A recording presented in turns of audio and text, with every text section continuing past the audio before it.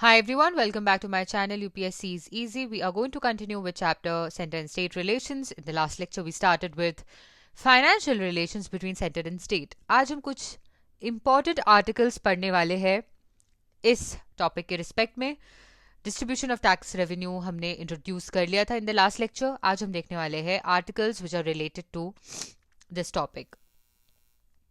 सबसे पहले तो we are talking about article 268 of the constitution.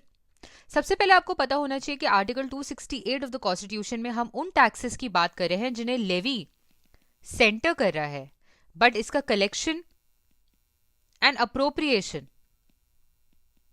दोनों ही स्टेट कर रही है. स्टेट्स के हाथ में इसका कलेक्शन एंड अप्रोप्रिएशन है और सेंटर इसे लेवी कर रही है. अगर इस कैटेगरी की बात करें तो आप stamp duties on bills of exchange, checks, promissory notes, policies of insurance, transfer of shares etc. की बात कर सकते हैं. जो इसकी proceeds हैं in the proceeds of these duties, they do not form a part of Consolidated Fund of India. Instead, they are assigned to the state. So they don't form part of Consolidated Fund of India. Right? इतना clear है. अब हम बात करते हैं article 269 की. यहां पे हम उन टैक्सेस की बात कर रहे हैं जिन्हें लेवी करने का काम और कलेक्ट करने का काम दोनों ही सेंटर का होता है, लेकिन इन्हें असाइन किया जाता है to the states. Important, right? इनमें दो तरीके के टैक्सेस आते हैं. पहला है टैक्स ऑन सेल और purchase of goods in course of interstate trade और कॉमर्स. ठीक है, sale of purchase of goods, sale और परचेस ऑफ गुड्स कब? In the course of interstate trade और कॉमर्स. ऑफकोर्स कलेक्ट कौन करेगा? क्योंकि इंटरस्टेट है तो सेंटर कलेक्ट करेगी, लेवी भी सेंटर ही कर रही है. असाइन इन्हें स्टेट्स की तरफ किया जा रहा है क्योंकि सेल और परचेस कहां हो रहा है? स्टेट्स में हो रहा है, राइट? लेकिन आपको एक बात यहां पे याद रखनी है. यहां पे सेल ऑफ परचेस जिन आइटम्स और गुड्स की हम बात कर रहे हैं, इसमें न्यूज़पेपर्स जो है वो एक्सक्लूडेड है. We are not including newspapers in this category.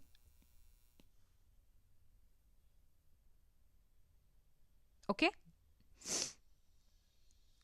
Second, we talk about taxes on the consignment of goods in the course of intercourse trade or commerce.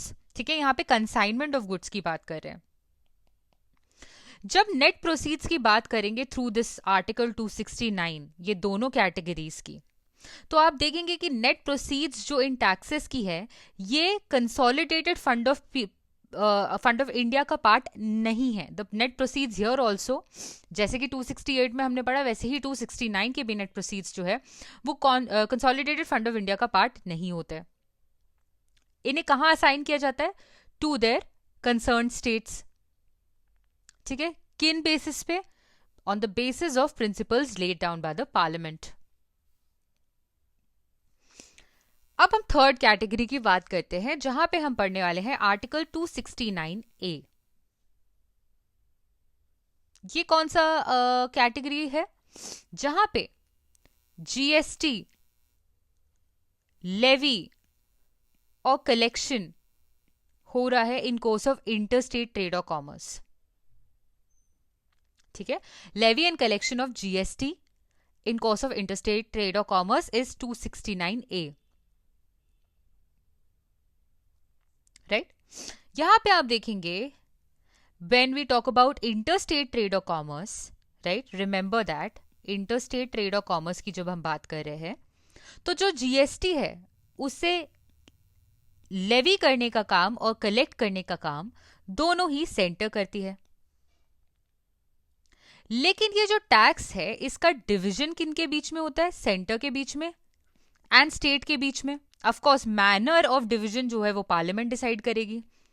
किस बेसिस पे पार्लियामेंट डिसाइड करती है? On the basis of recommendation provided by the GST council. Right? Further parliament के पास एक और power है. Parliament जो है ऑथराइज्ड है to formulate principles for determining the place of supply and when a supply of goods or services or both takes place in the course of interstate trade or commerce.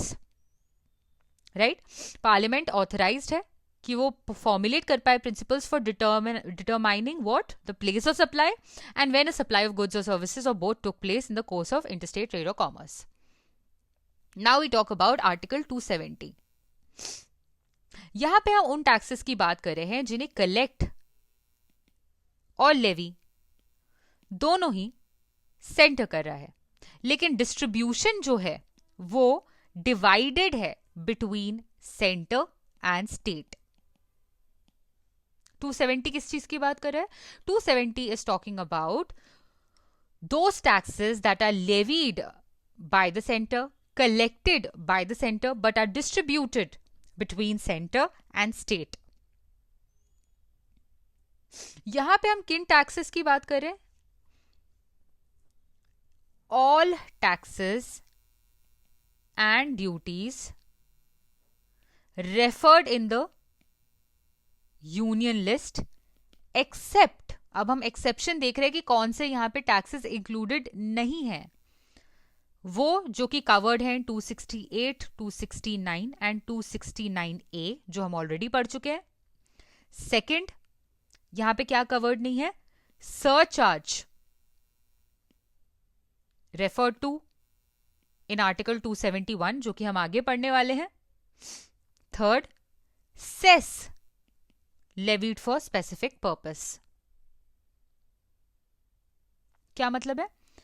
क्या बोला हमने article 270 में? Article 270 में हम ये बोल रहे हैं कि हम उन टैक्सेस की बात कर रहे हैं जिन्हें लेवी और कलेक्ट करने का काम सेंटर करती है बट वो डिस्ट्रीब्यूट होता है बिटवीन सेंटर एंड स्टेट. यहां पे ऑल टैक्सेस एंड ड्यूटीज जो कि यूनियन लिस्ट में मेंशन्ड है except for those covered in 268, 269 and 269A as well as exception, the second exception is surcharges जो कि आर्टिकल 271 में कवर्ड है, एंड सेस. ये तीन इसमें इंक्लूडेड नहीं है. वो आप देख लेंगे कि जब आप इकोनॉमी भी पढ़ोगे तो आपको पता चलेगा कि कैसे सेस जो है स्टेट के साथ शेयर नहीं होता है. राइट? तो that is a different story. यहाँ पे अभी आपको इतना रिमेंबर करना है कि सरचार्जेस और सेस 271 में जो कवर्ड है, 268, 269 और 269A में जो कवर्ड है वो 270 में कवर्ड नहीं है. ठीक है? Manner of distribution of net proceeds जो है 270 के केस में ये होता है prescribed by the president. Important to remember, 270 की जब हम बात कर रहे हैं तो यहां पे manner of distribution of net proceeds of these taxes is prescribed by the president. और प्रेसिडेंट को रिकमेंडेशन कौन करेगा? कौन कर सकता होगा प्रेसिडेंट को रिकमेंडेशन? जरा सोचो. Finance commission. राइट? इतना क्लियर है? Now we come to article 271. 271 जैसे अभी हमने एस्टैब्लिश किया, सरचार्जेस की बात कर रहा है. Surcharge on what? On certain taxes and duties for purpose of the center. Parliament जो है at any time can levy surcharges on tax and duties referred to in Article 269 and 270. जो articles 270 और 269 में mentioned duties हैं या फिर mentioned taxes हैं, उन पे जो पार्लियामेंट है वो सरचार्जेस लगा सकता है. राइट? और जो इन सरचार्जेस की प्रोसीड्स है ना, ये प्रोसीड्स सिर्फ मिलती है सेंटर को, एक्सक्लूसिवली. ये स्टेट को नहीं मिलती. इतना क्लियर है? सरचार्ज क्या होता है आपको आई होप पता हो. राइट? नहीं पता है तो प्लीज डू इकोनॉमी नाइसली. तो सरचार्जेस है आर्टिकल 271 में. हम क्या बोल रहे हैं यहाँ पर कि पार्लियामेंट जो है at any given time levy कर सकता है surcharges on what? On taxes mentioned in 269 and 270, और जो प्रोसीड्स हैं इन के, वो कहाँ पे जाएंगे? सेंटर के पास जाएंगे एक्सक्लूसिवली, ये स्टेट के पास नहीं जाते। इतना क्लियर है? However when we talk about GST, तो GST is exempted from this surcharge. Important. मतलब क्या है? मतलब यह है कि सरचार्ज इंपोज नहीं किया जा सकता जीएसटी पर। इतना क्लियर है?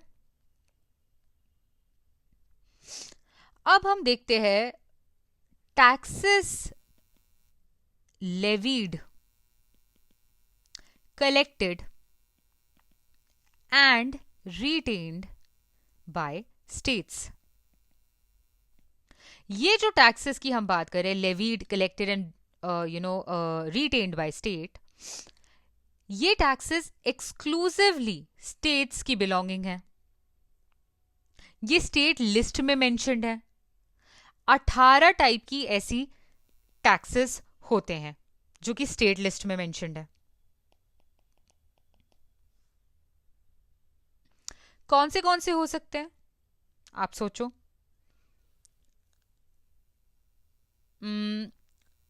For suppose tax on goods and passengers carried by road or inland waterways.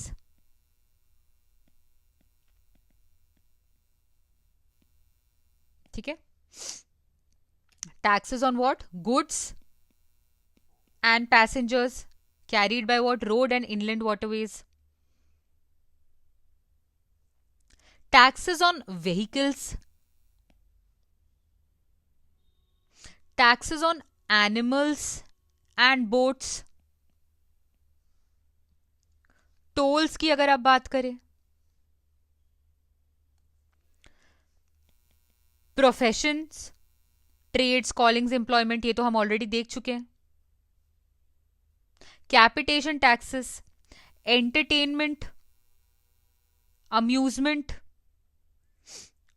to the extent levied and collected by the Panchayati Raj, municipality or regional council or district council.